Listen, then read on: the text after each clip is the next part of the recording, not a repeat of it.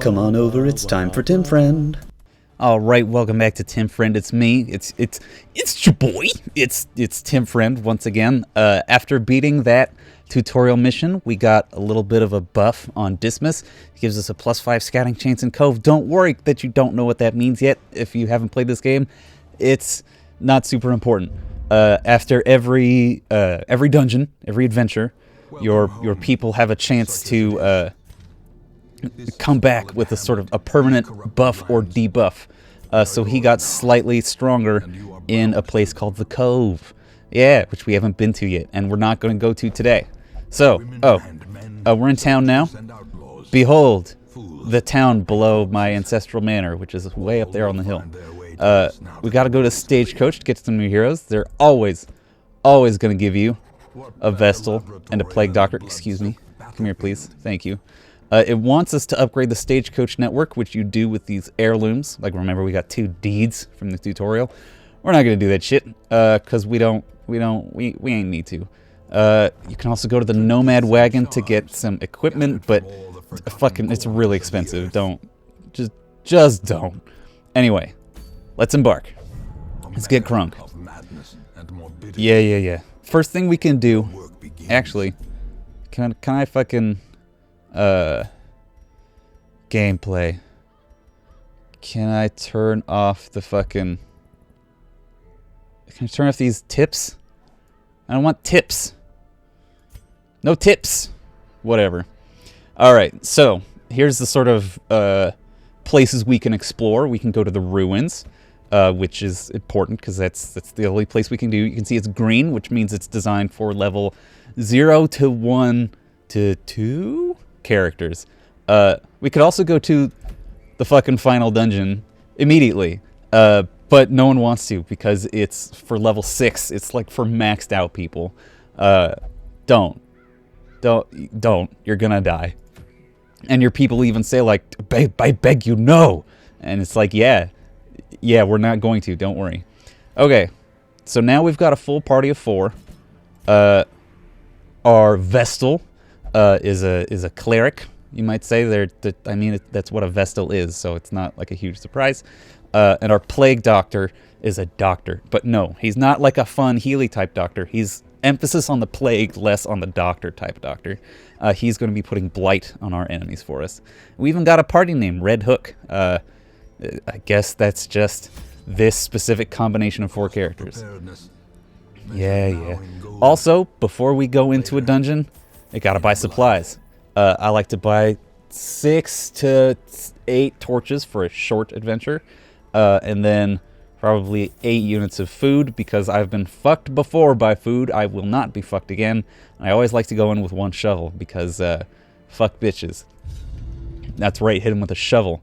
No, the shovel is an object that can be used to get rid of what's called a barricade, I think. It's called something. But it will fucking punish you if you don't have a shovel. So we start off in an empty room. Our objective is to explore 90% of rooms. That means all these rooms minus 1, because it's just the way the math works. So we just gotta go one at a time. Even if the room has nothing in it, we gotta look inside. Our first object, the most thrilling one, it's a torch.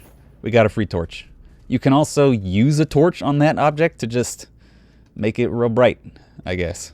So now we're at 76. Once we go into this room, we'll be at less than 76. We'll be at 70, which means they have a higher chance to crit us and do stress damage. It's just 2 Skelemans.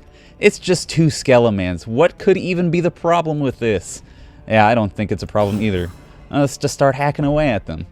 We've got... They're not surprised, but, I mean, I'm not surprised that they're not surprised either. I'm going to start by just trying to kill 1 at a time, because this blight, Jesus Christ. Okay, so skeletons can't bleed because of, you know, how they're just bones. Does that make sense to you? But they can be blighted. They can be dissolved away. So we're gonna light that shit up with a 5 damage per round blight, which is absurd. That's so much damage. 5 damage per round? Damn. Oh, and we got like a crit or something. We got a cool kill, which helped relieve from stress from Reynald, who still has his fucking stress from the last adventure he did. Doesn't that fucking suck? Yeah, it fucking sucks. It super, super sucks. Yeah, so eventually we're going to have to figure out a way to get rid of stress between adventures. Don't worry, though. Here we fucking go. It's rubble. Use shovel. Gets rid of that. If we didn't use a shovel, we would all take damage, take stress, and it would set us down like a full stage of illumination. It's brutal. It's no joke. Now we got a skeleton, bone rubble, bone soldier is slightly stronger, and cultist acolyte. We could lead off with a grape shot blast to hit all of them, but I think I kind of want to do what I did before. You wouldn't even recognize me anymore, etc. And just start. Wow, great roll on the damage. Just start picking them off one at a time, because the more of them that exist, the harder they're going to hit me, the more likely they are to crit me, etc. Okay, the cultist tried to use Eldritch Push on me, which is, I mean, aside from being generally impolite, would have tried to push Dismas back 1 or 2 spaces. You can move them around once you're in combat, but when you're doing that, you're not attacking, so it's nice to have abilities that you can use from further back or further forward than your starting position. This is how a life is taken. Conveniently, we had that bone soldier die via blight, so his corpse did not take up space, which moves everything up 1 space, which means we can now attack this cultist more easily. We're getting fantastical rolls on our, just in general. Ooh, now we're going to use our healing ability. Not that we've taken, like, any fucking damage. Jesus Christ, that was an incredible roll. Not that we've taken a lot of damage or anything like that, but since the cultist acolyte was gonna die from blight anyway, we just got a free turn to just top off Dismas, basically. All right, in the next room, what do we got, baby? Is it? It's nothing. Okay, sometimes when you get into a room, you'll do what's called scouting. I'll talk to you about that when it comes up to it. It's fairly rare, unfortunately, but you can get things that will increase your chances of doing it. So, now we are at Shadowy Light. Shadowy. So now we're taking way more stress, the monsters actually get higher accuracy and damage, and it's more likely that we're going to be surprised. So fuck that. I like to be at Radiant Light, because I'm a coward. I'm very... no, yeah, I'll just say it. I'm a fucking coward. I don't want to be surprised as much as possible. I don't want them to get additional crits on me. That fucking sucks. I don't want that at all. We're going to start with a bleed on this man. So he's going to be at 8. If we smack... The problem is that our Vestal here has... Their only real damage ability is Mace Bash, which can only be used from the first 2 places. I don't want to move in the first 2 places, because then they lose the ability to do this dope 4 to 5 heal. So what I'm going to do is just do Illumination. Let's just plink it on the same guy and hope that we can kill him this round. Ooh. So, another thing we could do is pop the Blight on this guy. Yeah, so now he's taking 7 damage, which means he has 1 effective HP. So we're going to try to hit these front 2 people with Zealous Accusation, which does less damage but hits both at once. And he fucking made my Blight and Bleed irrelevant by obliterating that cultist with Zealous Accusation. Anyway, cool, feels great, feels great. Okay, now we've taken our first big chunk of damage. Some of these guys really can deliver the hits when they want to. The enemies also have damage ranges, just like us. Basically, every time you see an enemy do anything, they're doing it like us. Like, they can move backwards and forwards on their own. Actually, can they? I don't think they can move backwards and forwards on their own. They all have attacks that can be used in every position, but if you can get them out of their preferred position, sometimes they become piles of hot garbage. So like Bone Soldier, which has the best named attack in the game, Graveyard Slash, because it's the fucking Monster Mash. If you can move it all the way back, it has worse attacks, but those attacks will move it forward again and again. Okay, I guess this one was trapped, so we just got blighted for no reason. Fortunately, we can use an anti-venom to cure it even outside of combat. So sometimes these... Oh, we did a scouting. Perfect, it lets us see absolutely jack dick. Okay, so scouting lets us see what is in the corridors and also what is in the rooms. It shows us everything. So, like, we know there's no monster fights in there because we don't see any red shit. We do know there's a trap here. See this trap? And now we can't... Yeah, I know how to do it. I'm trying to teach my Let's Play channel.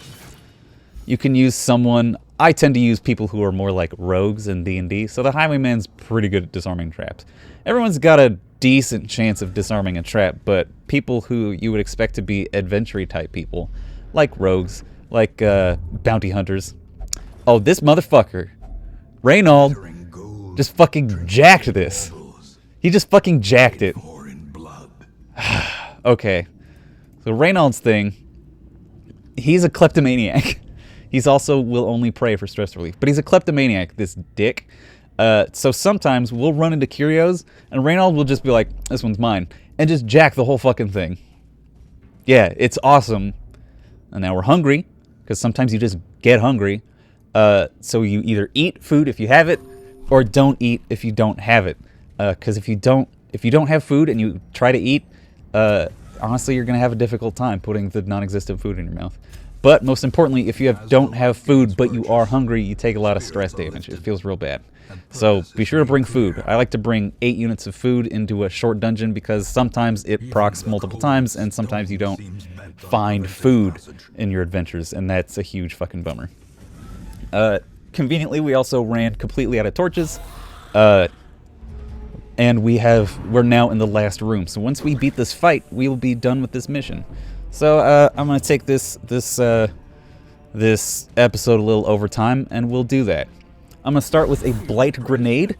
This is the first time we fought a full rank of 4 enemies. Our plague doctors, one of my favorite abilities that the plague doctor has is blight grenade and stun grenade, where they get to hit both back parts with a very powerful blight or stun, and having multiple enemies stunned in a single attack is very rare. It's Jesus Christ, really making me feel irrelevant. But that was, I mean, we gotta take what we can get here in fucking Duckburg. Let's just use illumination. It does jack shit for damage, but it does reduce their dodge, which is fine. We've got the Bone Defender and the Bone Arbalist. Arbalist? Not an arbalest? That's weird. We also had a Skeletal Courtier that was back there that I just completely dunked on because fuck that guy. He was like a little guy with a cup. You can rewind the video. You can figure it out. But that guy likes to splash his horrible wine on you, and it makes you stressed out when he spills his horrible drink on you. So I like to get rid of that motherfucker because look, we already got Ravent. Our plague doctor's already up to like 52 stress, and he's barely had anything fucking done to him. Yeah, I know. Thankfully, you can see like we don't ever really have any great targets for illumination. I want to change out one of our Vestal's abilities as soon as we can, so that she can actually do a damaging ability from the back ranks. But instead of healing, we're just doing damage because it doesn't fucking matter. Right now, sorry, what am I trying to say? When we go back to town, any health damage will be healed. Stress damage will remain. So I'm gonna try to just hit things. See if we can get crits. If we get crits, then we get a chance to heal stress like that. Yeah, that was a buff. And we did not get any stress healed, so that's fucking awesome. Thanks, Dismas, for not explaining my point at all. Well, Reynold, hit him. Hit him with sword until dead. Alright, so we got some portraits, some busts, $50, and some gems. We're going to continue adventuring so we can open this chest, crack that shit open, and we get some more busts and crests. And then we are going to bail. I don't super want to spend any longer in this place than I have to, because we're out of food. No, we're out of torches. And I know there's one more fight in there, but I don't want to go into it at low light, which is probably what would happen if we just walked all the way over to it. Alright, so now we got everyone's at resolve level 1 instead of 0, which will let us upgrade them once we have the appropriate facilities. Dismas got the amazing ability Slow Draw, which makes him slower on the first round. Fucking cool. Russell does 15% extra damage in the ruins, which we were just in. You could see that would buff their damage from like 1 to still 1. Ravenaut will also only pray for stress relief. We saw that on Reynold, which fucking sucks, and gets minus 20% stress on the Weald, which I never know how to pronounce. If you know how to pronounce W-E-A-L-D, let me know. I'm just going to keep saying Weald until someone tells me to stop, which so far no one has. All right, next time on Tim Friend, another adventure into the darkest dungeon. Bye, everybody. Tim Friend.